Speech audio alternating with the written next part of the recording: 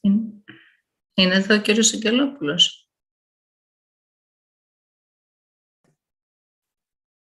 Καλησπέρα από τα Γιάννενα. Ωραία, σας ακούμε. Το θέμα μου είναι ένας νέος τρόπος για τη διδασκαλία της πρώτης ανάγνωσης και γραφής. Ας αναρωτηθούμε τι κάνουμε σήμερα όταν θέλουμε να διδάξουμε... Συγγνώμη κύριε Αγγελόπουλε, θα διαμοιραστείτε την οθόνη σας? Ναι. Ναι. Δεν το ξέρω όμως. Θα έχετε ανοιχτό το αρχείο στον υπολογιστή σας και από το... Το δείχνω με κάμερα. Αυτό που δείχνω. Εντάξει, δεν το βλέπουμε πολύ καλά, αλλά δεν πειράζει. Όσο το βλέπουμε, ναι. Ωραία, συνεχίστε παρακαλώ. Όταν θέλουμε να διδάξουμε ένα καινούριο γράμμα στους μαθητές μας, προφέρουμε μια λέξη έτσι ώστε να ακουστεί καθαρά ο αντίστοιχος φθόγκος. Η προφορά της λέξης με το τράβηγμα του φθόγκου κατευθύνει την προσοχή του παιδιού όχι στο αντικείμενο που δηλώνει η λέξη, αλλά σε έναν φθόγκο της. Και αν αντί για ένα φθόγκο ψάχναμε όλους τους φθόγκους της λέξης, αυτό θα σήμαινε πως πρέπει να διδάξουμε περισσότερα γράμματα σε ένα μάθημα? Όχι απαραίτητα. Μήπως τα παιδιά όταν πρωτομαθαίνουν να μετρούν γνωρίζουν τα αριθμητικά ψηφία? Αυτά τα μαθαίνουν αργότερα. Επομένως και εμείς μπορούμε να εργαστούμε χωρίς τα γράμματα, χωρίς χαρτιά και μολύβια, μόνο προφέροντας τις λέξεις και μαθαίνοντας τα παιδιά να ξεχωρίζουν τους φθόγκους τους. Προφέροντας δηλαδή μια λέξη πολλές φορές, έτσι ώστε κάθε φορά να ακούγεται καθαρά και ένας διαφορετικός φθόγκος της. Αλλά στο μέτρημα τα παιδιά χρησιμοποιούν τα δάχτυλά τους. Πώς θα κάνουμε αντίστοιχα χειροπιαστούς και τους φθόγκους? Ο Ντανιέλ Ελκόνιν πρότεινε να χρησιμοποιούμε κάρτες. Όταν το παιδί βρίσκει έναν φθόγκο, του δίνουμε μια κάρτα σκέτη, άγραφη, χωρίς κάποιο γράμμα πάνω της ή άλλο σύμβολο. Τα μικρά παιδιά ενθουσιάζονται να βρίσκουν φθόγκους και να μαζεύουν κάρτες. Η φωνηματική ανάλυση μιας λέξης δεν είναι όμως μόνο αυτό. Το παιδί πρέπει να καταλάβει και τη σειρά που καταλαμβάνουν οι φθόγκοι μέσα στη λέξη. Ζητήστε λοιπόν από τους μαθητές σας που βρήκαν κάποιο φθόγκο και κρατούν μια κάρτα να μπουν στη σωστή σειρά ώστε να σχηματιστεί η λέξη. Αν δουλέψουμε σε αυτή την κατεύθυνση, μετά μπορούμε να χρησιμοποιήσουμε τα κουτιά του Ελκόνιν, καρτέλες που δείχνουν το αντικείμενο και με τόσα πλαίσια όσα και οι φθόγκοι της λέξης. Αυτό που βλέπετε τώρα είναι μια καρτέλα με το βάζο. Το βάζο έχει 4 φθόγκους και γι' αυτό έχουμε 4 κουτιά. Λέμε στο παιδί που έχει βρει τους φθόγκους, ενώ έχουμε κάνει την φωνηματική ανάλυση, να μας πει από ποιο φθόγκο ξεκινάει η λέξη βάζο. Θα μας πει από το β. Παίρνουμε λοιπόν και βάζουμε μία κάρτα στην αρχή. Μετά θα του πούμε να διαβάσει τη λέξη βα. Θα βρει το α, θα βάλουμε και το α. Θα συνεχίσουμε και θα τοποθετήσουμε το ζ και το ο. Και έτσι το παιδί όχι μόνο έχει βρει τις φωνές, τους φθόγκους του βάζου, αλλά έχει βρει και τη σωστή σειρά τους. Μια άλλη λέξη είναι η μπάλα. Η μπάλα σε μερικούς ίσως φανεί λάθος, ότι έχει λιγότερα κουτιά.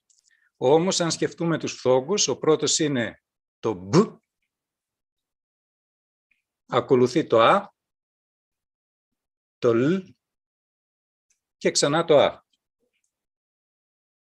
Και μια ακόμα καρτέλα είναι το ξύλο. Εδώ πάλι κάποιοι θα πούνε ότι έχει περισσότερα πλαίσια από ό,τι χρειαζόμαστε. Και όμως, το ξύλο στην αρχή έχει τον φθόγκο κ.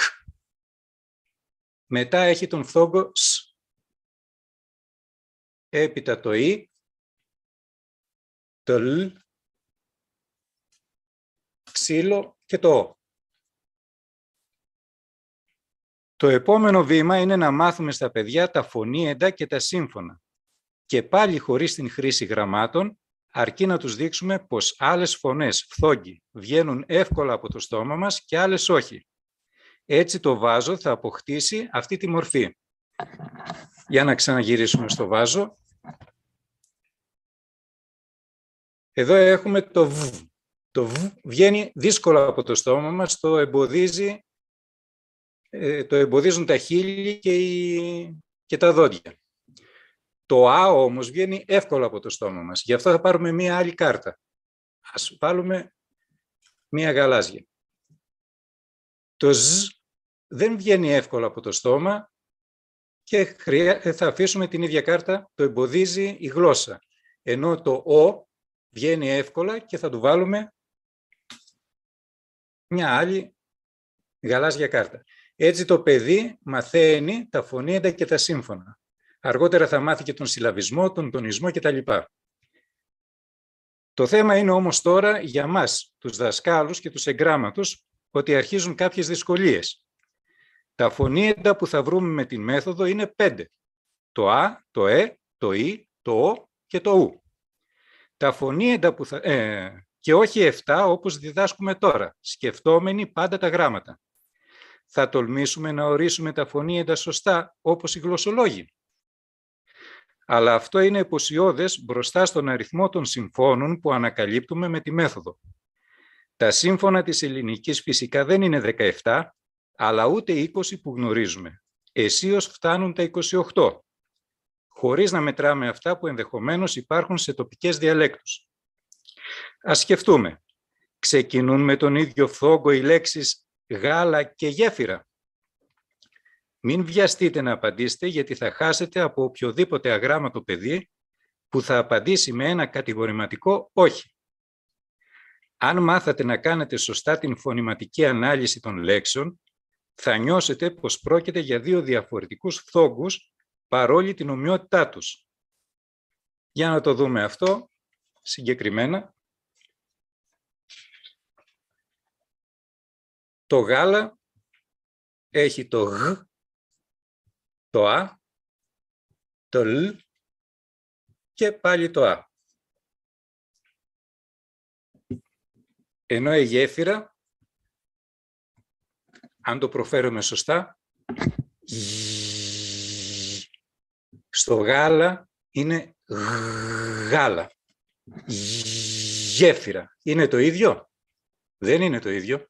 Γι' αυτό θα πάρουμε μια άλλου χρώματος διαφορετική κάρτα, πράσινη εγώ χρησιμοποιώ, και θα βάλουμε...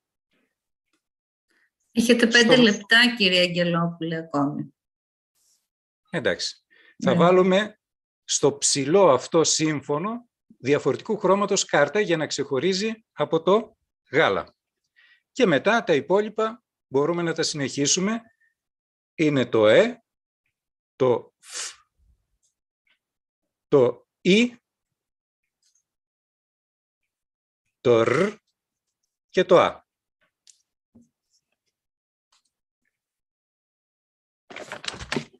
Υπάρχουν λοιπόν 6 τέτοια ψηλά σύμφωνα που δεν τα προσέξαμε ποτέ, παρόλο που ο Μανώλης Τριανταφυλλίδης μας τα φανέρωσε στην γραμματική του.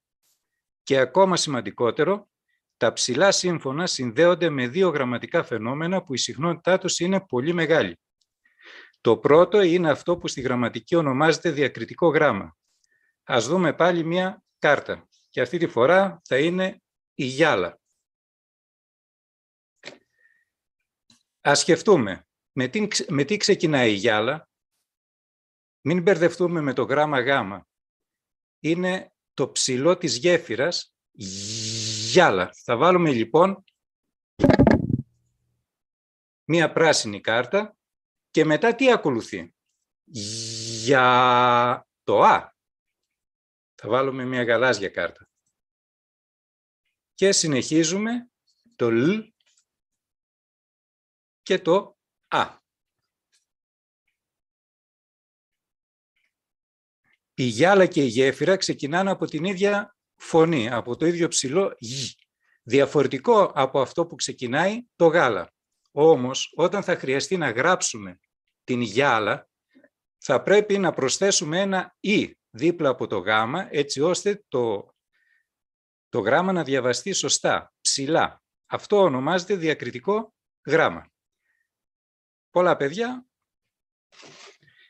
πρέπει να τους το πούμε, σε όλους πρέπει να το πούμε για να το καταφέρουν να το γράψουν. Το δεύτερο όμως γραμματικό φαινόμενο αφορά τους καταχρηστικούς διφθόγκους. Παλιότερα τη λέξη Κυριακή την γράφαμε έτσι, με γάμα. Είναι το ίδιο γάμα που έχει η γυάλα και το γεράκι και η γέφυρα και όλες αυτές οι λέξεις. Το ψηλό γη. Έχουμε βάλει δίπλα και το διακριτικό του «η», αλλά τώρα όταν γράφουμε τη λέξη Κυριακή αφήνουμε μόνο το διακριτικό του «η». Και έτσι πολλοί άνθρωποι όταν γράφουν την λέξη αυτή ή άλλες με γάμα τους λέμε δυσλεξικούς, τους χαρακτηρίζουμε ειδικά τα παιδιά, είτε γιατί εμείς δεν γνωρίζουμε, είτε ακόμα χειρότερα για να καλύψουμε τις δικές μας ανεπάρκειες. Η διδασκαλία της ελληνικής γλώσσας πρέπει να συμπεριλάβει τα ψηλά σύμφωνα και γιατί μας διευκρινίζει πότε γράφουμε μία λέξη διαφορετικά από ό,τι ακούγεται, αλλά και γιατί η πλήρης κατανόηση της μητρικής γλώσσας μας βοηθάει στην ευκολότερη εκμάθηση ξένων γλωσσών. Βεβαίως συμβαίνει και το αντίστροφο. Ο μαθητής που διδάσκεται τα ελληνικά ως δεύτερη γλώσσα βαδίζει με μεγαλύτερη σιγουριά χρησιμοποιώντας τη φωνητική μέθοδο. Το σύνολο των γραμματικών φαινομένων που αφορούν τους φθόγκους και τα γράμματα τα συμπεριέλαβα στα 2 μπλοκ της μεθόδου «Φωνές και γράμματα» και είναι αναρτημένα στο διαδίκτυο. Δυστυχώς το Υπουργείο δεν δέχεται την πειραματική εφαρμογή της μεθόδου στον νηπιαγωγείο και στην πρώτη δημοτικού, γιατί είναι εκτός ορίων του αναλυτικού προγράμματος. Ας ελπίσουμε πως η στάση του θα αλλάξει. Σας ευχαριστώ πολύ. Σας ευχαριστούμε και εμείς, κύριε Αγγελόπουλε, και για την τήρηση του χρόνου και για την παραστατική παρουσίαση εκμάθησης των φθόγκων. Και εδώ ολοκληρώνουμε την συνεδρία